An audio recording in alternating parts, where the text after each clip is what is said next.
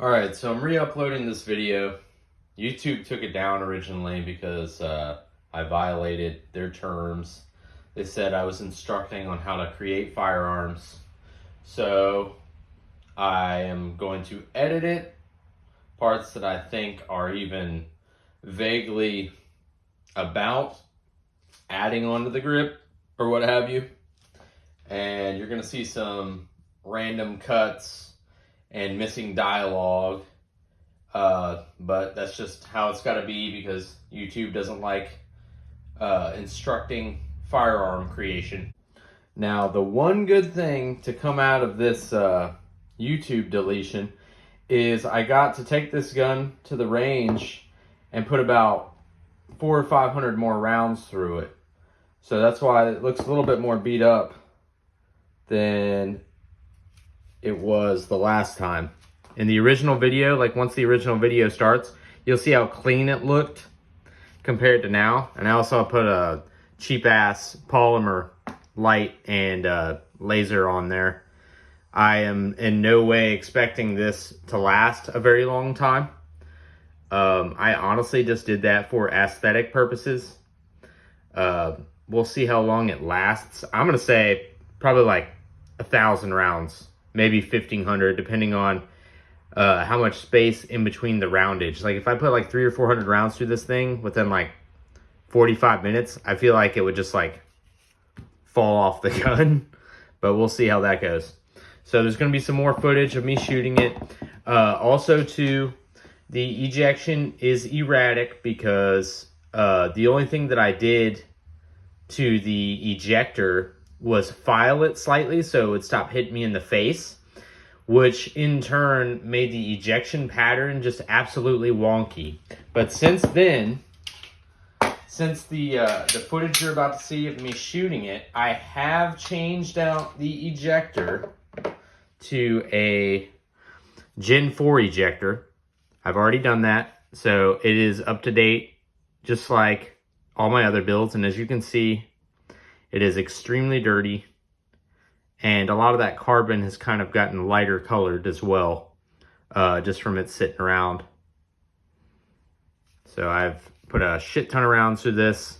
It is very reliable. The mag's still drop free. There is no cracking or anything on the grip itself.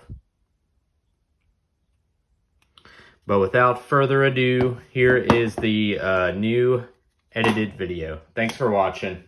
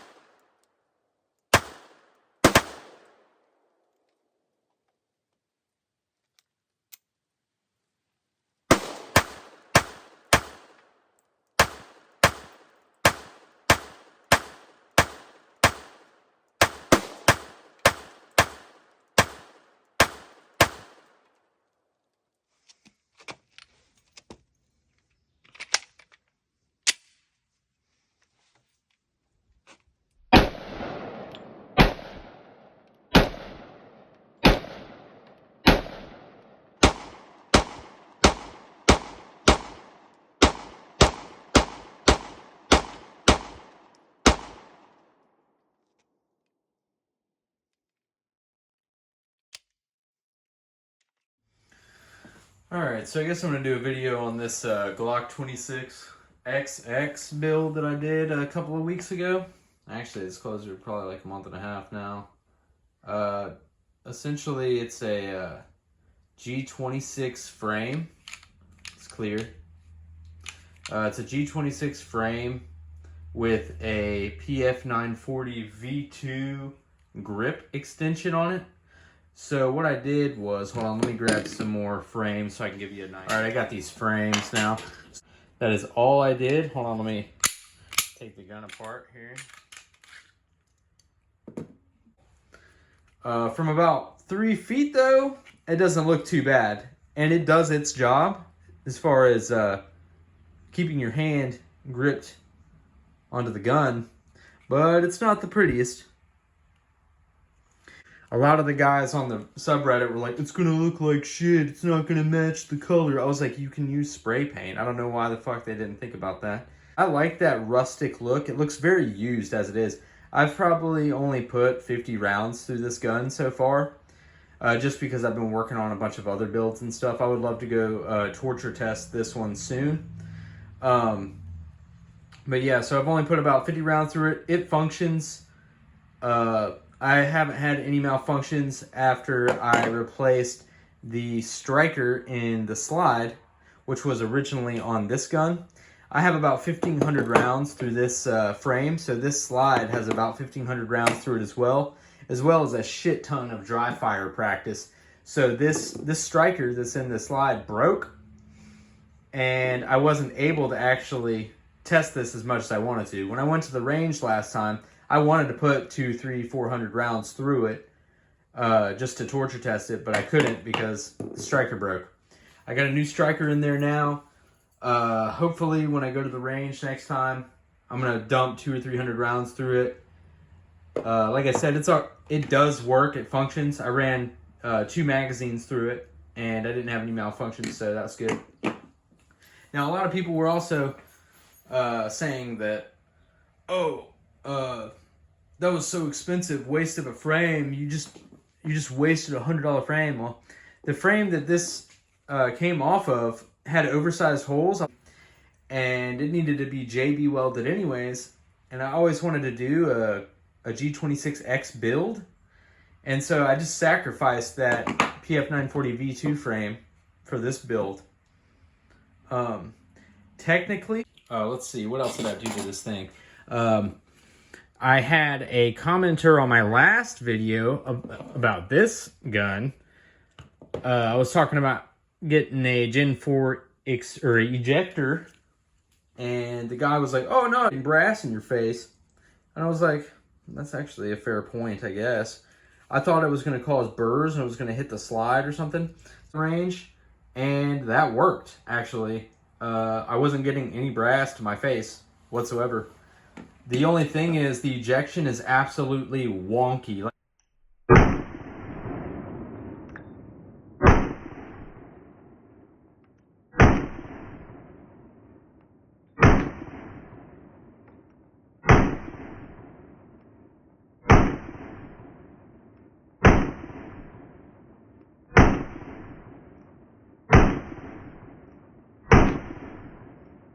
Like, you have no clue where that shit is gonna go. It goes to the right, it goes over to the left of the gun, it goes forward and backward, everywhere but your face. So I guess it does work, but if you care about your ejection pattern at all, just get a Gen 4 ejector. What else did I do to this thing? It's got a Polymer80 flat face trigger. This is the very first P80 that I've built that I haven't used an OEM style or an OEM trigger at all. And I bought 2 of these from KM Tactical. The first one that I put in here was a PIA. What the hell am I talking about? It was a pain in the ass. I tried to tune this thing so long. I'm talking hours. That thing did not want to work. I almost gave up on it. I was like, you know what? Let me just try the other one.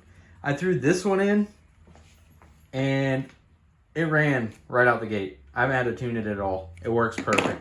Let me put this slide back on. I'll show you.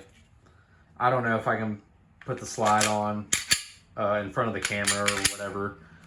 So it essentially feels just like an OEM trigger, but it looks nicer. It's much more aesthetically pleasing, and it does feel a lot better to pull.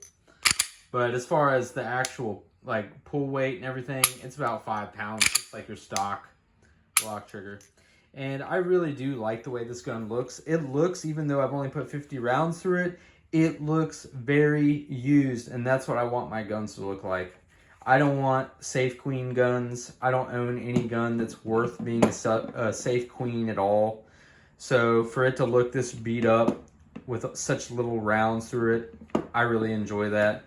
It does help too that this slide has over 1,500 rounds and thousands of dry fire practice training as well.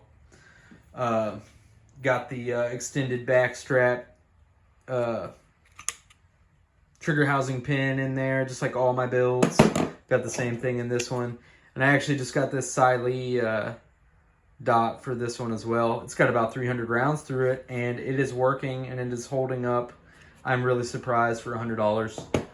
I may end up getting another slide for this and get it cut and get another Siley product just because it works so well. Let's see, what else can I talk about with this thing? Oh, a lot of people too were like, oh, I bet you the mags don't drop free. I was like, they do. But of course you can't prove it to them unless you show them. So I guess I'll show that now. So, magazine's in there. Drops. Back. Drops free. No problem at all. The only time it doesn't really want to drop out is if you got it sideways. But really, all Glocks do that, even stock ones.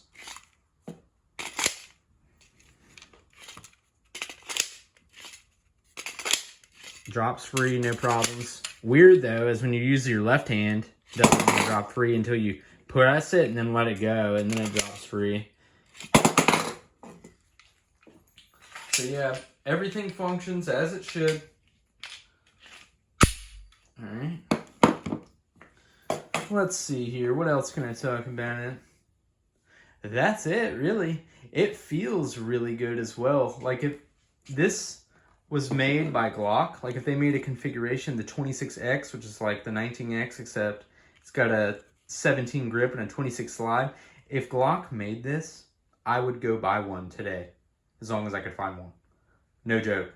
This is the ultimate configuration. And the reason being is, for me, having this slide so short for appendix carry, now this is just my opinion. I know you guys may think otherwise, which is fine if you do it a different way, but to me, the slide shortness is most important because that's going to be the most uncomfortable part. A lot of people will talk about printing and stuff like that, and I'm like, I don't really give a shit. If you can tell that I'm carrying a gun, either A, you know what you're doing, or B, you're already going to do some evil shit anyways. Me having a gun or not having a gun, or you knowing I have a gun, probably isn't going to change your mind.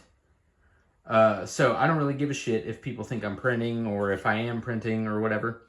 So hold on, let me show you this. All right, now I don't have a holster for this gun yet. I'm going to get one from Nightfall Customs, but this will just give you an idea what I'm talking about. So you have your gun here, right?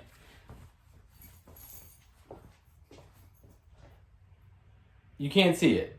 Maybe a little bit right there.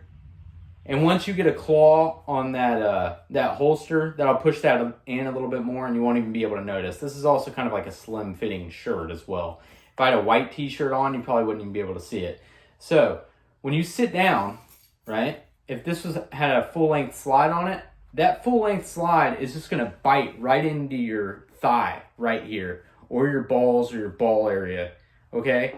With this slide being so short, you have a lot more room between your thighs. Like I can barely touch, or I can barely feel that touching my thigh at all. And when I try to do that with a full-size Glock, like this one, well, this isn't a Glock, this is a P80, but if you do this with a full-size Glock, which is this one, and it would sit about right there, right? you can just feel that biting right into your thigh. Especially when you're sitting down with like some tighter pants or some jeans, it is not going to be as comfortable as using this short slide P80. And that's why I did this configuration. Because I have bigger hands. As you can see, my hand almost takes up this whole thing. In the back, it does. Hold on. In the back, it is all the way at the bottom. The only thing is at the front. So if you'll notice, I got a little bit of room right here. So when I use a P26, although this is comfortable for me, my hand hangs off so far, it just is not as comfortable to shoot. It's comfortable to wear, but shooting wise, I do not like it. And that's why I always ended up, when I got this, I would always use these grip extenders and a full-size magazine because the gun just was not comfortable to shoot. Because I'm all about actually shooting my guns. I don't need an uncomfortable gun to shoot. All right, so now I know a lot of people might disagree with that, but that's just how I see it. I've only been really getting into shooting the past like 2 or 3 years anyways. I've been into guns my whole life, but I've never taken it super serious until I've never taken it super serious until about the past 2 or 3 years. And a butterfly just flew by. I was looking at it. And so yeah, that's just how I feel. My opinion may change in another year or two. I've always evolving. Whatever my needs or wants are changing. Because 2 years ago, I may have thought this was stupid. I probably did think this was stupid. But now it makes sense to me. And who knows, I may get a holster for this, and I may hate it. And I will admit that I hate something and I was wrong if I was wrong. So I will get a holster for this, and I will carry it around and see if I like it. And if I don't, I will get on here and I will make another video saying, I was wrong. This configuration sucks balls. But guess what? It's probably fun as shit to shoot compared to a G26. So there's that going for you. Manipulating this gun feels awesome too. I don't know if you've ever shot a G26. These are very snappy little guns. Even though it's 9mm, they're super snappy because there's no mass, there's no weight behind them. With this thing, because you have that extra grip, even though it's about the same mass, this extra little polymer and a couple more rounds isn't going to add that much mass. It feels a lot more sturdy in your hand than this G26. Now these are good guns though. This was my first P80 I ever built. And man, it took me fucking forever to get this thing running. But now it's running. Probably got 700 or 800, actually maybe close to 1,000 rounds through it without any malfunctions. So I would have no problem carrying this around if I needed to. I think that's it. I think that is it. I will go to the range soon and torture test this. I'll probably have some more videos of me actually shooting it. And yeah, until next time. Next time you see me, if I'm not shooting this and I'm not shooting this, hopefully I'll be shooting a 1911 that I've built. Because these are starting to get to where I know them too comfortably. I know all the problems that they can have. I know how to fix them. So I think a 1911 will probably be the next build that I do. And hopefully you'll be seeing me do that. Anyways, thank you for watching. If you have any questions, comments, concerns, you hate this gun or whatever, just leave a comment. Have a good one.